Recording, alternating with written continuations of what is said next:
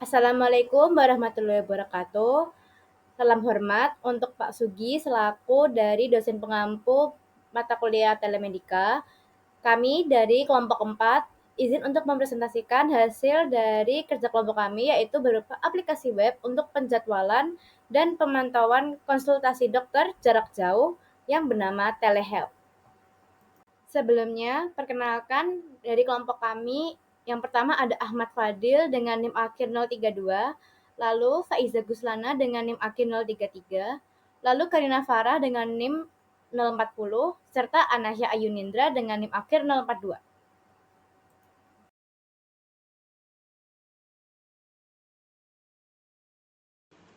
Oke, memasuki pendahuluan, kita mulai dengan membahas latar belakang dari proyek ini terlebih dahulu. Jadi, lajunya tantangan kehidupan, urbanisasi, serta ekskalasi dari tantangan geografis memunculkan bermacam masalah dalam sektor medis, seperti pelayanan publik dengan antrean yang panjang, waktu pelayanan yang tidak efisien karena banyaknya eh, yang harus dilayani tadi, kemudian biaya transportasi untuk mengakses pelayanan medis, serta perkumpulan pasien di satu tempat yang meningkatkan resiko terjadinya penularan penyakit, menjadikan metode pengobatan tatap muka sebagai sebuah metode yang kini mulai banyak ditemukan kendalanya, seperti yang sudah disebutkan tadi.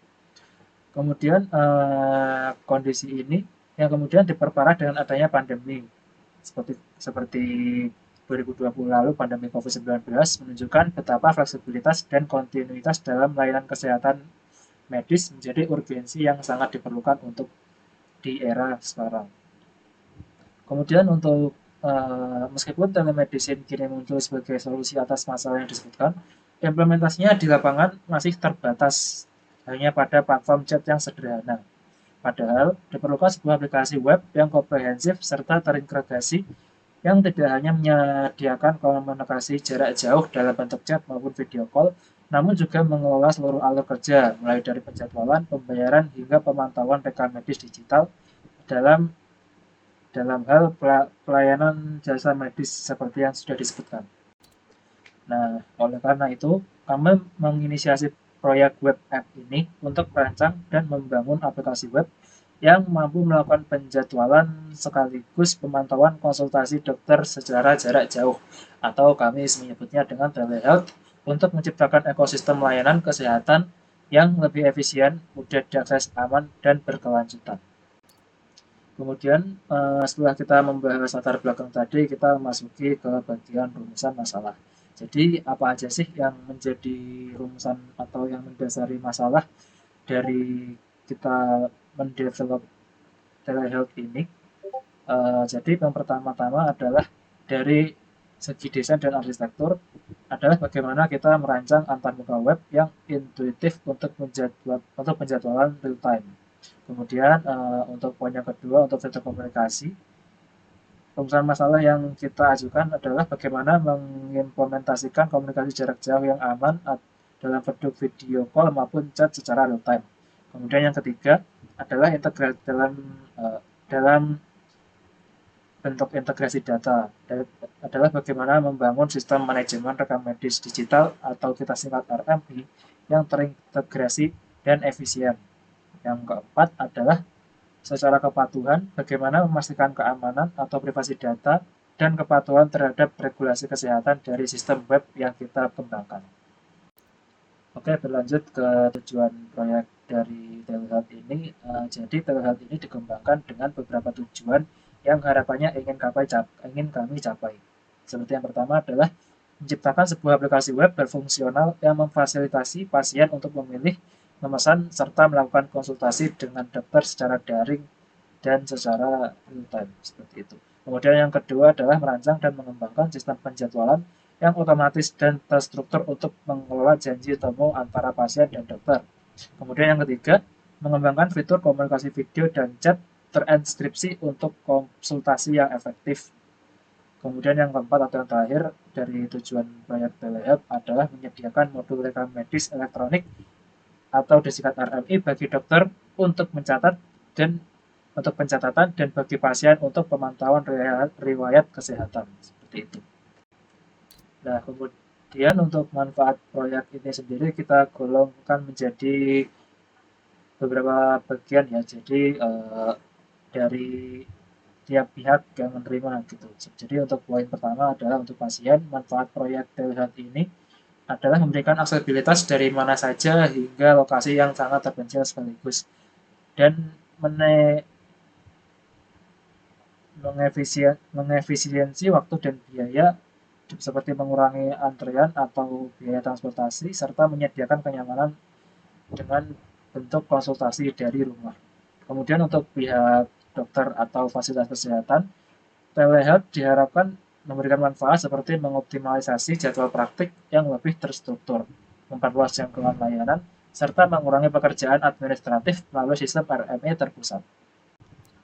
Kemudian manfaat proyek telehealth sendiri untuk ilmu dan pengetahuan adalah menghasilkan prototipe sistem dan dokumentasi yang dapat menjadi referensi serta menjadi bentuk kontribusi nyata dalam digitalisasi sektor kesehatan di Indonesia. Seperti itu. Pada bagian metode ini, saya akan menjelaskan bagaimana sistem website telehealth dibangun. Pertama, dari diagram arsitektur terlihat bahwa ada dua jenis pengguna utama, yaitu pasien dan dokter. Keduanya bisa mengakses website ini hanya melalui browser, jadi tidak perlu aplikasi tambahan. Di dalam sistem ada beberapa komponen utama. Yang pertama adalah HTML dan CSS untuk membuat tampilan halaman dan desain antarmuka. Kemudian ada JavaScript yang berfungsi sebagai logika utama untuk mengatur proses login, booking, hingga konsultasi. Sedangkan untuk data, kami tidak menggunakan database nyata, melainkan hanya array dummy di file JavaScript. Jadi datanya memang sederhana, tapi cukup untuk simulasi. Selanjutnya, pada struktur halaman, kami menggunakan HTML untuk membangun form login. Di form ini, pengguna bisa memasukkan email, password, serta memilih peran apakah sebagai pasien atau dokter. Dari sini, sistem akan menampilkan dashboard yang berbeda sesuai dengan perannya. Untuk pasien akan diarahkan ke dashboard pasien, dan untuk dokter akan diarahkan ke dashboard dokter. Kode yang kami tampilkan di slide ini merupakan contoh bagaimana form login ditulis dengan HTML. Ada input untuk email, password, dan drop-down pilihan peran. Ini adalah struktur dasar bagaimana website sebelum logika JavaScript dijalankan. Jadi secara singkat, metode pengembangan website ini lebih fokus pada penggunaan HTML untuk struktur, CSS untuk tampilan, dan JavaScript untuk logika interaktif dengan data sementara berupa array dummy. Setelah struktur halaman dibuat dengan HTML, tahap berikutnya adalah mendesain tampilan menggunakan CSS. Dalam proyek ini, kami menggunakan Tailwind CSS karena dengan Tailwind ini, kami bisa lebih cepat mengatur layout, warna, ukuran, dan styling elemen tanpa harus menulis CSS panjang lebar. Selain itu, kami juga menambahkan beberapa efek animasi ringan, salah satunya adalah animasi fade in. Animasi ini membuat elemen muncul dengan efek halus dari bawah ke atas sehingga tampilan website terasa lebih hidup. Di sebelah kanan saya ditampilkan contoh kode CSS untuk animasi fade in. Di sini ada pengaturan opacity dari 0 ke 1 serta transformasi posisi dari agak turun ke posisi normal. Efek ini digunakan misalnya pada model booking dan tampilan pop-up konsultasi. Fokus utama di sini adalah membuat tampilan yang clean, bersih, dan responsif, artinya bisa menyesuaikan ukuran layar agar tetap rapi ketika dibuka di browser dengan resolusi yang berbeda. Selanjutnya, saya akan menjelaskan bagian metode yang berhubungan dengan JavaScript.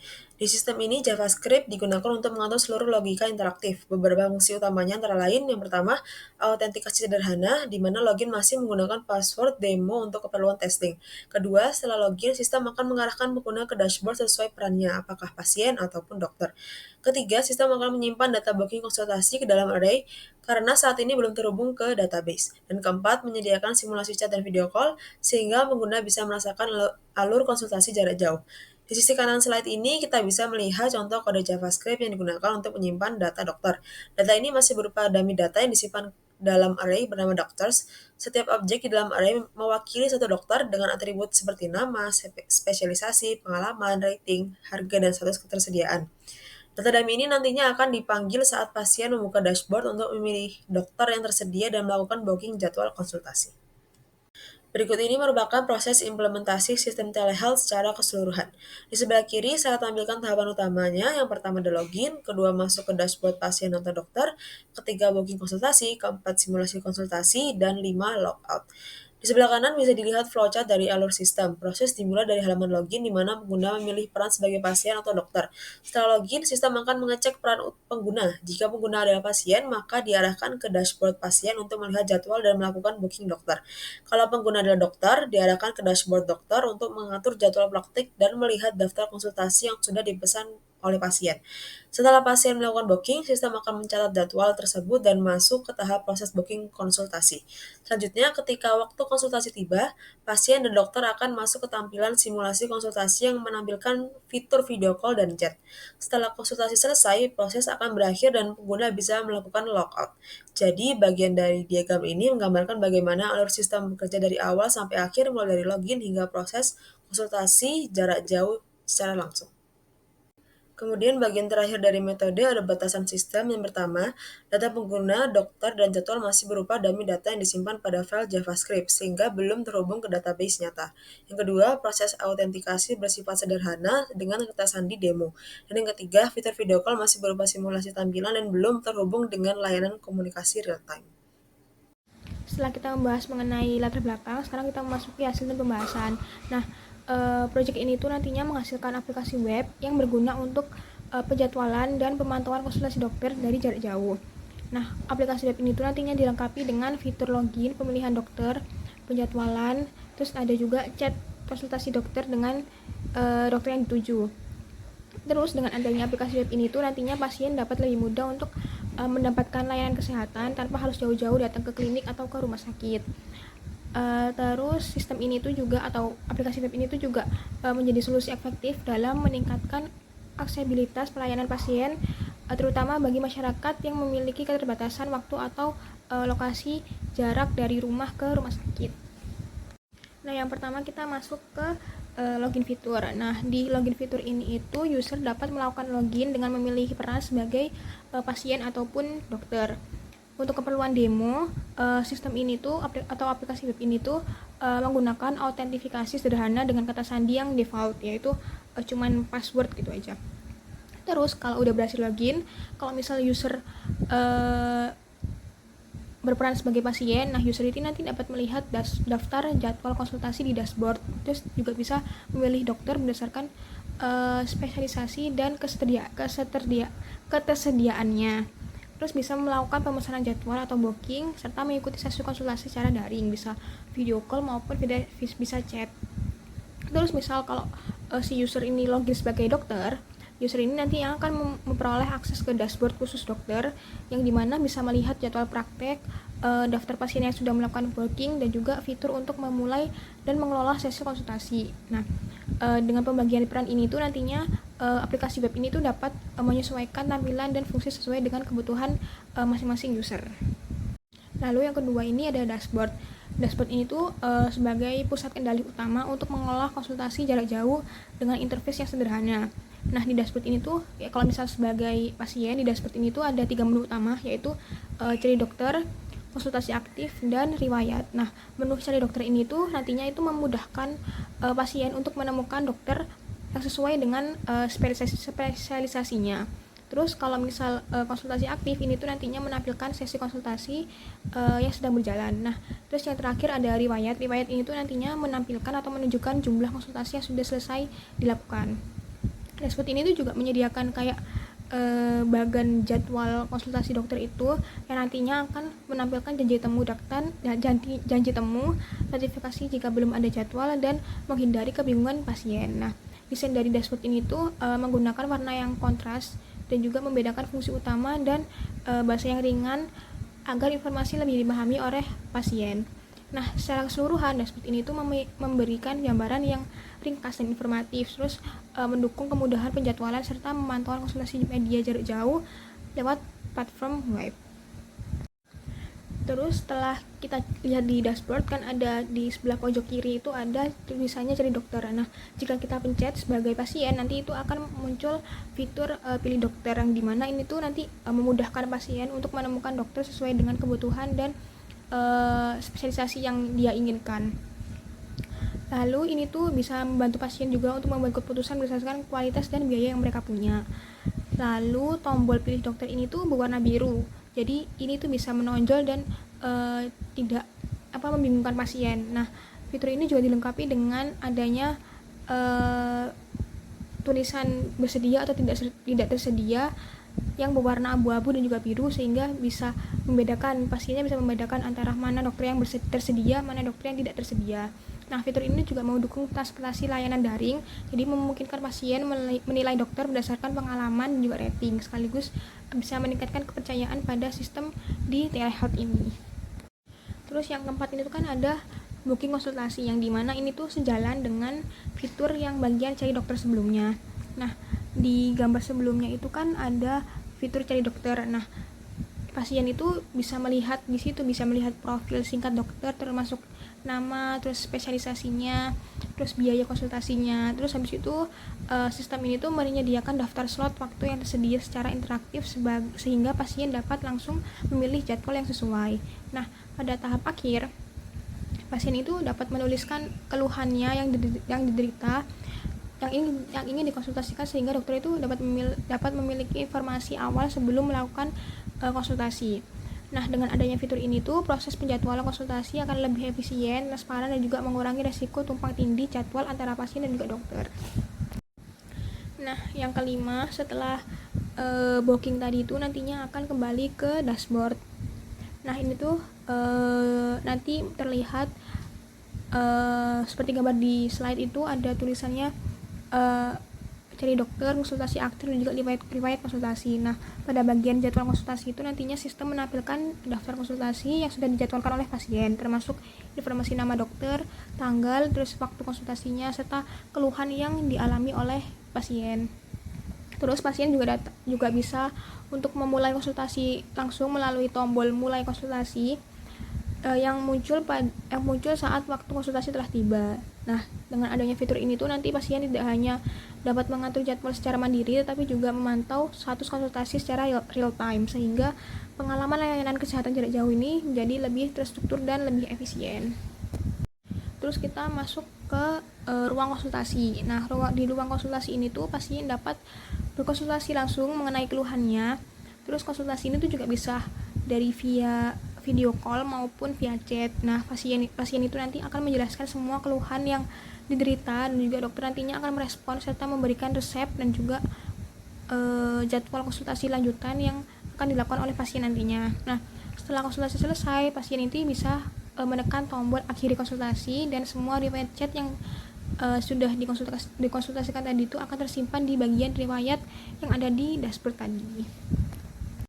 Nah, kalau itu tadi itu kan ke-6 room tadi itu kan dari POV pasien. Nah, kalau dari POV dokternya sendiri, ini itu dokter mempunyai dashboard sendiri yang dirancang untuk memudahkan pengelolaan jadwal praktik dan juga pemantauan pasien dengan menyajikan ringkasan statistik seperti jumlah pasien, terus total pasien mingguan, serta rating berdasarkan penilaian dari pasien dan total pasien yang pernah ditangani juga. Terus fitur atur jadwal ini tuh memungkinkan dokter bisa menambah dan juga menandai ketersediaan atau menonaktifkan slot konsultasi sesuai dengan kebutuhannya. Terus bisa memberikan fleksibilitas pengaturan jam praktik daring. Di dashboard POV dokter ini tuh juga bisa menampilkan daftar konsultasi di hari itu dengan rincian nama pasien, waktu konsultasi, dan juga keluhan utama yang dialami oleh pasien.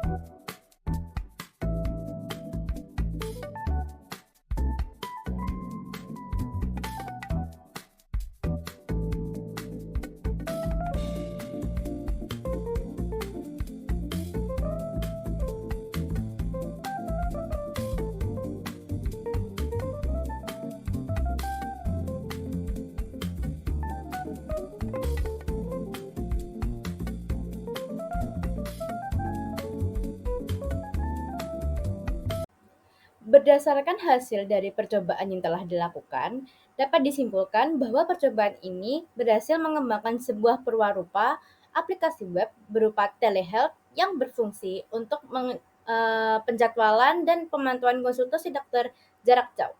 Aplikasi ini dilengkapi dengan fitur-fitur utama serta stimulasi ruang konsultasi yang dilengkapi dengan fitur chat dan video call.